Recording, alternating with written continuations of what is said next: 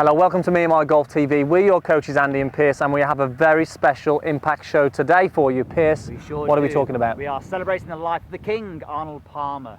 Let's take charge of your game.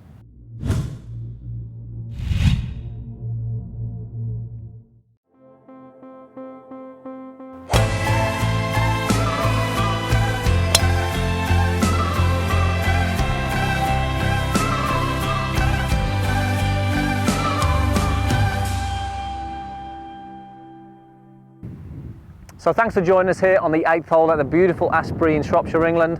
And as we said, we're celebrating and dedicating today's impact show to the great Arnold Palmer, the king, who had a fantastic career, Pierce, in golf, but who was certainly a massive figure in golf and responsible for really popularising golf back in the 1960s. You know, part of the big three, Jack Nicklaus and Gary Player. He was really a massive influence and a driving force, that really the first golf superstar, wasn't he? Yeah. I think that's probably because he was a good player as well. He was all right. Pretty good record, didn't he? He was all right. Yeah, I mean, he actually I think it was 95 professional wins, including 7 majors, 4 Masters, 1 US Open, and 2 Open Championships.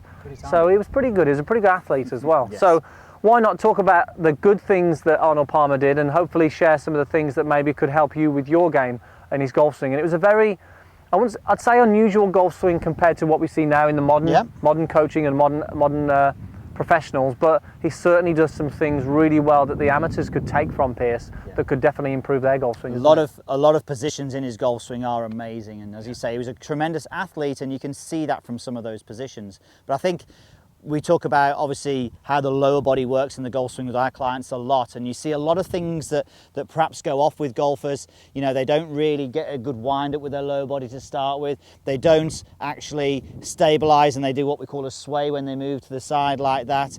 Sometimes they work so hard on keeping that right leg flexed, and they do a good job of that nothing really moves around that. They go up onto their toes. They do so many different things which really make it hard to get a good downswing, as we always talk about. Definitely. Like you say, what there's one thing that golfers tend to struggle with, that's creating this wind up or turn.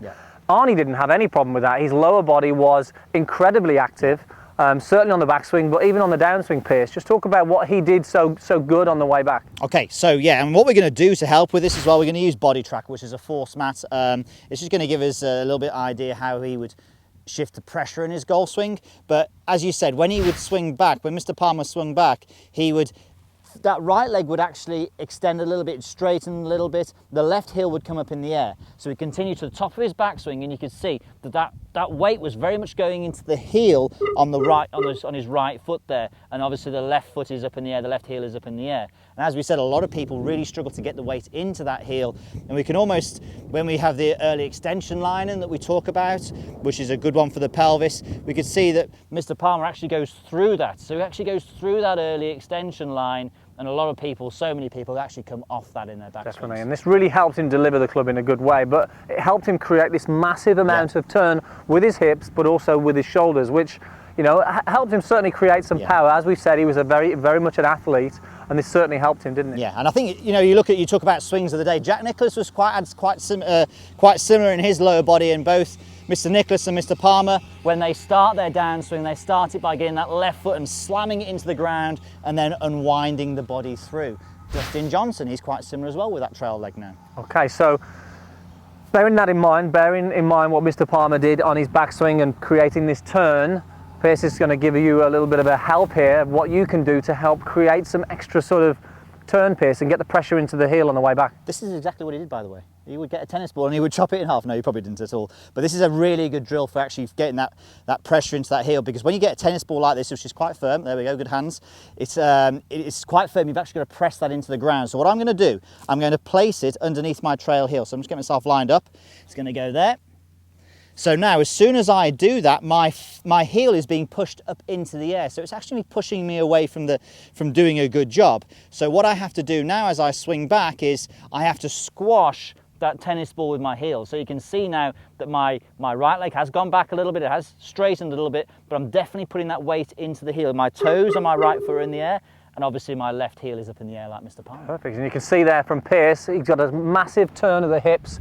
I'm going to hold him here for a little bit longer. Hold me there longer. A huge turn of this torso now, which Mr. Palmer did so well, and from there he would then unleash that left foot, drive through through with his lower body and create a tremendous amount of sort of hip rotation through the golf ball. So his lower body maybe a little active on the way back, but certainly we'd like to see more of that in some of the guys that we teach. Now, I think you're totally right there, totally right. So with something like this, I mean, to start with, you haven't got to hit shots to start with, but just put one on the floor and just see how it feels, get used to that wind-up, then put one there and then hit some shots. Okay, let's give it a shot then, Piers. Let's see if you can hit one down here with the driver down at the 8th. It's a fairly long par 4 here at the Asprey.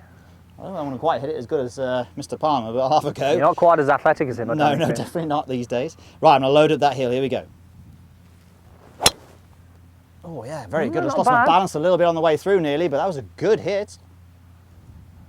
Just come down, good shot.